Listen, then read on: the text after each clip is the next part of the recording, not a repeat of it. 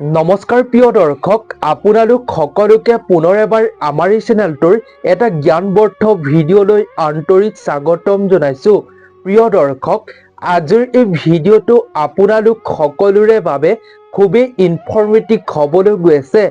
আজিৰ এই ভিডিঅ'টো আপুনি যদি সম্পূৰ্ণকৈ চাই লয়, তেতিয়া আপুনি আপোনাৰ সন্তানৰ ভৱিষ্যত উজ্জ্বল কৰি তুলিব পাৰিব।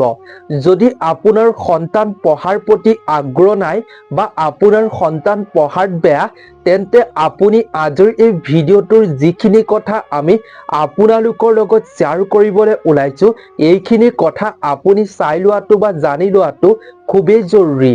প্ৰিয় দৰ্শক, সমাগত নতুন বছৰ 2025 বৰ্ষৰ প্ৰথম দিনটো 1 জানুৱাৰীৰ দিনটো বুধবাৰে পৰিছে।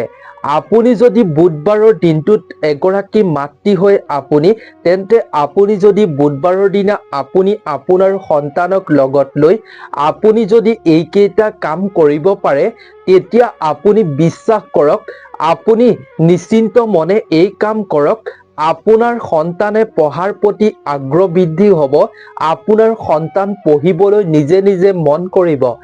যি পঢ়াৰ প্ৰতি তেওঁলোকৰ মনোযোগ নাই, সেই মনোযোগ তেওঁলোকে লাভ কৰিব পাৰিব।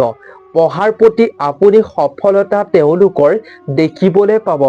আপুনি যদি এগৰাকী মাতৃ হয় সন্তানৰ বা আপুনি এজন পিতৃ হয়, তেন্তে আপুনি আজিৰ এই ভিডিঅ'টোৰ কথাখিনি শেষ পৰ্যন্ত চোৱাটো খুবেই জৰুৰী। আপোনাৰ সন্তানৰ মংগলৰ বাবে, আপোনাৰ সন্তানৰ মংগলৰ বাবে, আপোনাৰ সন্তানৰ ভৱিষ্যতৰ বাবে, আপোনাৰ সন্তানে পঢ়াৰ প্ৰতি আগ্ৰহ বৃদ্ধি হ'বৰ বাবে, মনোযোগ বৃদ্ধি হ'বৰ বাবে আপুনি আজিৰ ভিডিঅ'টো আধৰুৱা কেতিয়াও নকৰিব। যদি আপোনাৰ সন্তান পঢ়াত বেয়া, মনোযোগ নাই, পঢ়িবলৈ মন নকৰে, তেন্তে আপুনি ভিডিঅ'টো শেষলৈকে চোৱাটো জৰুৰী।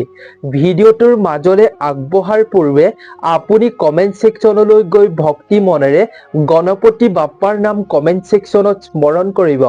ভগৱান শ্ৰী গণেশৰ নাম আপুনি ভক্তি মনেৰে স্মৰণ কৰি লগতে এটা লাইক কৰি এই ভিডিঅ'টোত আপুনি কথাখিনি খুব ধ্যান দি শেষলৈকে চাই থাকিব। আপুনি অকণো ভিডিঅ'টো আধৰুৱা নকৰিব বা স্কিপ নকৰিব। যদি আপুনি স্কিপ কৰি দিয়ে মাজতে ভিডিঅ'টো, তেতিয়া আপুনি এই কথাখিনি বুজিব নোৱাৰিব আৰু আপুনি আপোনাৰ সন্তানৰ ভৱিষ্যত ভাল কৰিব নোৱাৰিব বা আপোনাৰ সন্তানৰ যি পঢ়াৰ প্ৰতি এলাহ বা মনোযোগ নাই, পঢ়াত বেয়া, তেন্তে আপুনি আপোনাৰ সন্তানক ভাল কৰিব নোৱাৰিব। সন্তান পঢ়াৰ প্ৰতি আগ্ৰহ বৃদ্ধি নহ'ব, মনোযোগ বৃদ্ধি নহ'ব, আগৰ দৰে আপোনাৰ সন্তান থাকিব। সেইবাবে আপুনি যদি সন্তানৰ পিতৃয়ে হওক বা মাতৃয়ে হওক, তেন্তে আপুনি ভিডিঅ'টো শেষলৈকে চাই থাকিব। প্ৰিয় দৰ্শক, বছৰৰ প্ৰথম দিনটো যিহেতু এইবাৰ বুধবাৰৰ দিনটোত পৰিছে, বুধবাৰৰ দিনটো সনাতন ধৰ্মশাস্ত্ৰত কোৱা হয় যে গণপতি বাপ্পাক পূজা কৰা হয়। এই দিনটোত যদি আপুনি ভগৱান শ্ৰী গণেশৰ চৰণত এনে 5টা কাম কৰিব পাৰে, এই 5টা কামে আপোনাৰ সন্তানক পঢ়াৰ প্ৰতি আগ্ৰহ বৃদ্ধি কৰিব।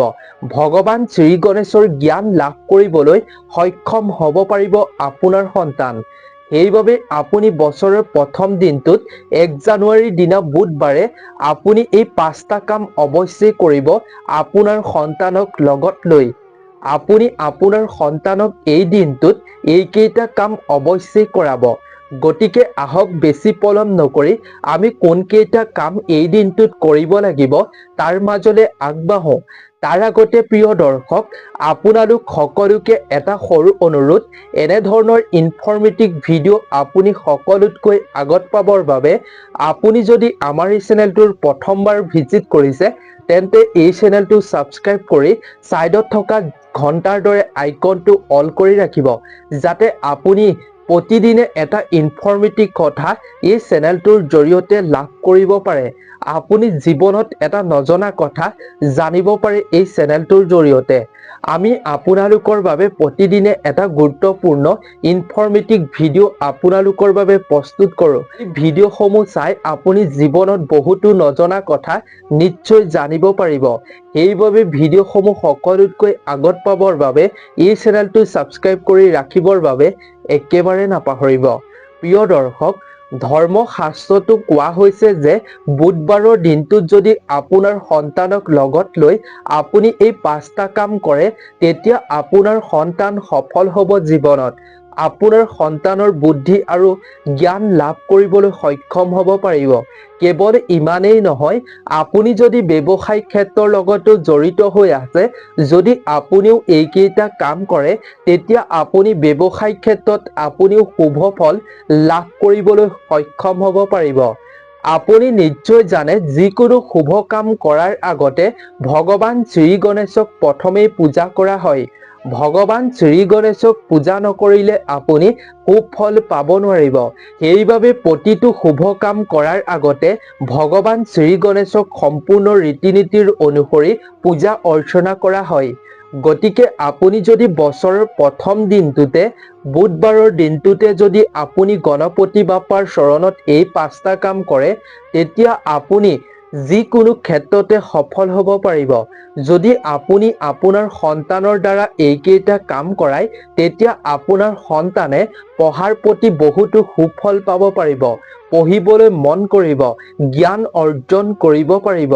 সেইবাবে আপুনি এইকেইটা কাম কৰাটো জৰুৰী। তেন্তে আহক বেছি পলম নকৰি আমি কোনকেইটা কাম কৰিব লাগিব তাৰ বিষয়লৈ আগবাঢ়ো। প্ৰিয় দৰ্শক, প্ৰায় দেখা পোৱা যায় যে বহুতো শিশুৱে পঢ়া-শুনা কৰিবলৈ আগ্ৰহ নহয়। তেওঁলোকৰ একাগ্ৰতাৰ অভাৱ অনুভৱ কৰে। তেওঁলোকে পঢ়িবলৈ মন নকৰে। যদি এনে পৰিস্থিতিত আপোনাৰ সন্তানো সন্মুখীন হৈছে, আপুনিও আপোনাৰ সন্তানক যদি এনেকৈ আগ্ৰহ নোহোৱা দেখিছে, পঢ়িবলৈ মন নকৰা দেখিছে, তেতিয়া আপুনি বুধবাৰৰ দিনটোত কিছুমান ব্যৱস্থা গ্ৰহণ কৰিলে সেই সমস্যাৰ পৰা সকাহ পাব পাৰিব।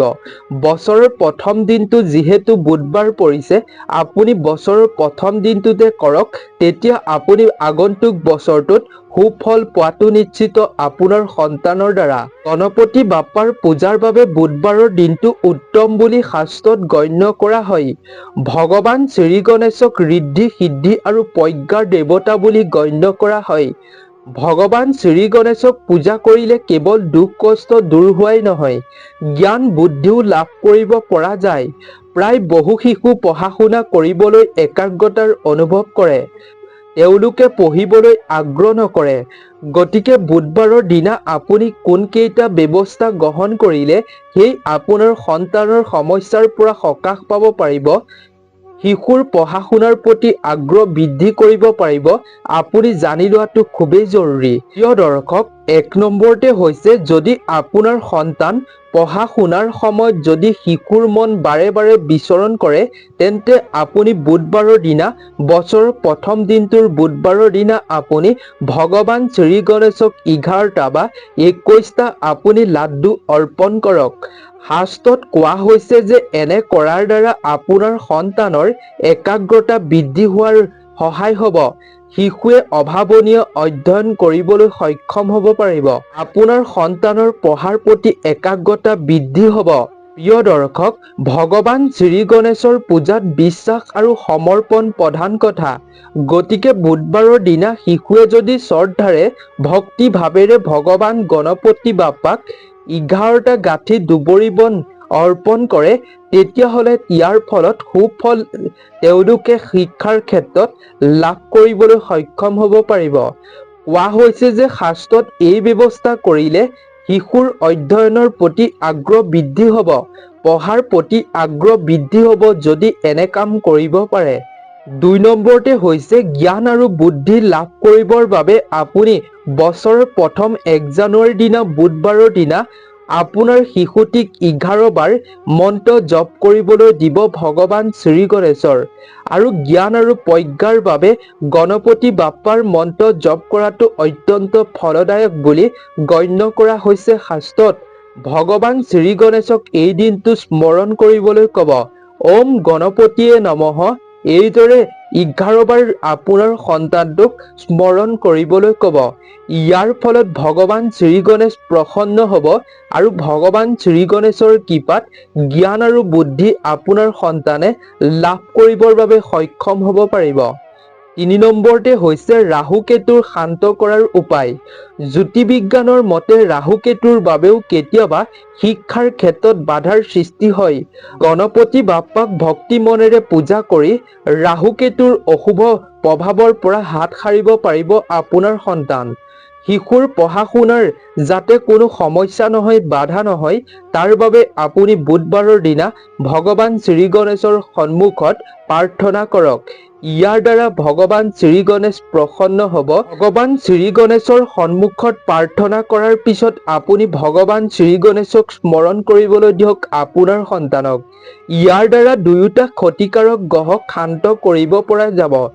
ৰাহু কেতুৰ যি অশুভ প্ৰভাৱ থাকে, সেই অশুভ প্ৰভাৱৰ পৰা আপোনাৰ সন্তানৰ যি শিক্ষাৰ ক্ষেত্ৰত বাধাৰ সৃষ্টি হয়, সেই বাধাৰ পৰা দূৰ হ'ব পাৰিব। দৰ্শক, ইমানলৈকে যদি আপুনি ভিডিঅ'টো চাই ভাল পাইছে, 4 নম্বৰটোলৈ আগবঢ়াৰ পূৰ্বে আপুনি ভিডিঅ'টোত এটা লাইক কৰিব বুলি আশা কৰিলোঁ। যদি ইমানলৈকে ভগৱান শ্ৰী গণেশৰ নাম আপুনি কমেণ্ট ছেকশ্যনত স্মৰণ কৰা নাই, তেন্তে অনুগ্ৰহ কৰি ভক্তি মনেৰে আপুনি গণপতি বাপ্পাৰ নাম স্মৰণ কৰিব। প্ৰিয় দৰ্শক, এইবাৰ জানো আহক আমি 4 নম্বৰটোৰ বিষয়ে। 4 নম্বৰতে হৈছে শিশুৰ দ্বাৰা আপুনি কৰিব লাগিব এই কাম। ভগৱান শ্ৰী গণেশক পূজা কৰক আপোনাৰ শিশুটোৰ দ্বাৰা। যদি আপোনাৰ সন্তান পঢ়া শুনাত দুৰ্বল, জ্ঞানৰ অভাৱ, তেন্তে 2025 বৰ্ষৰ 1 জানুৱাৰীৰ প্ৰথম দিনা বুধবাৰৰ দিনা ভগৱান মহাদেৱ আৰু গৌৰীৰ পুত্ৰ গণপতি বাপ্পাৰ চৰণত ৰঙা ৰং আগবঢ়াই মোদক আগবঢ়াওক।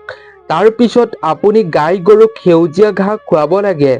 শিশুটোৰ হাতেৰে যদি আপুনি এইখিনি কাম কৰিব পাৰে, তেতিয়া শীঘ্ৰেই আপুনি শিক্ষাৰ ক্ষেত্ৰত ভাল ফল পাব পাৰিব। আপুনি আপোনাৰ সন্তানৰ শিক্ষাৰ ক্ষেত্ৰত অতি সোনকালে সুফল পাবলৈ সক্ষম হ'ব পাৰিব, যদি আপুনি এইকেইটা কাম আপোনাৰ শিশুটোৰ দ্বাৰা কৰিব পাৰে। এইবাৰ জানো আহক আমি 5 নম্বৰৰ শেষৰটো কামৰ বিষয়ে। 5 নম্বৰতে হৈছে উন্নত অধ্যয়নৰ বাবে বুধ গ্ৰহ দোষমুক্ত হ'ব লাগে। এনে ক্ষেত্ৰতো শিক্ষাৰ লগত জড়িত কিবা সমস্যা হ'লে আপুনি বছৰৰ প্ৰথম দিনা 1 জানুৱাৰীৰ দিনা বুধবাৰে আপুনি সেউজীয়া মটৰ দান কৰক।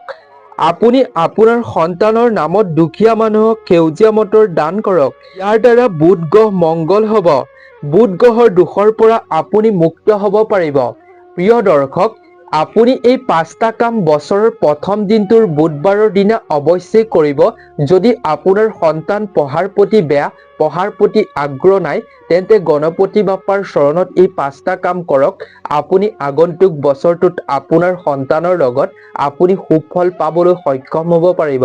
সন্তানৰ পঢ়াৰ প্ৰতি আগ্ৰহ বৃদ্ধি হ'ব। আপুনি নিজেই আচৰিত হ'ব। ভগৱান শ্ৰী গণেশৰ কৃপাত আপোনাৰ সন্তানে অভাৱনীয় ফলাফল পাবলৈ সক্ষম হ'ব পাৰিব। আপুনিও দেখি আচৰিত হৈ পৰিব। ভগৱান শ্ৰী গণেশক জ্ঞান আৰু প্ৰজ্ঞাৰ দেৱতা বুলিও কোৱা হয়। সেইবাবে আপুনি যদি বছৰৰ প্ৰথম দিনা বুধবাৰৰ দিনা এই কাম কৰিব পাৰে, তেতিয়াহ'লে আপুনি নিশ্চিতভাৱে আপোনাৰ সন্তানৰ সুফল পোৱাটো একেবাৰে নিশ্চিত।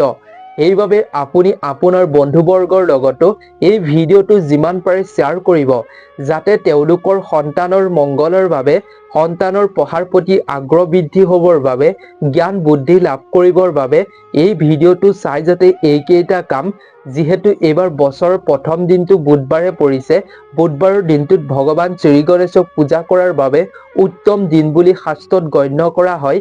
সেইবাবে এই বুধবাৰৰ দিনটোত তেওঁলোকেও এই 5টা কাম কৰি সকলো সমস্যাৰ পৰা সকাহ পাব পাৰে। সেইবাবে যিমান পাৰে সকলোৰে লগত এই ভিডিঅ'টো শ্বেয়াৰ কৰিব বুলি আশা কৰিলোঁ। প্ৰিয় দৰ্শক, আজিৰ এই ভিডিঅ'টো ইমানেই আছিল। আমিও আশা কৰোঁ আগন্তুক বছৰটোত যাতে আপোনাৰ সন্তানৰ পঢ়াৰ প্ৰতি আগ্ৰহ বৃদ্ধি হওক, আপোনাৰ সন্তানৰ সফলতা আপুনিও যাতে দেখিবলৈ পায়, সন্তানৰ ভৱিষ্যত উজ্জ্বল হয়, তাৰে আমিও কামনা কৰিলোঁ। গতিকে প্ৰিয় দৰ্শক, আজিৰ এই ভিডিঅ'টো ইমানেই আছিল। নতুন এটা ইনফৰ্মেটিভ জ্ঞানবৰ্ধক ভিডিঅ' আপোনালোকৰ বাবে প্ৰস্তুত কৰি পুনৰ এবাৰ আপোনালোক সকলোকে লগ পাম।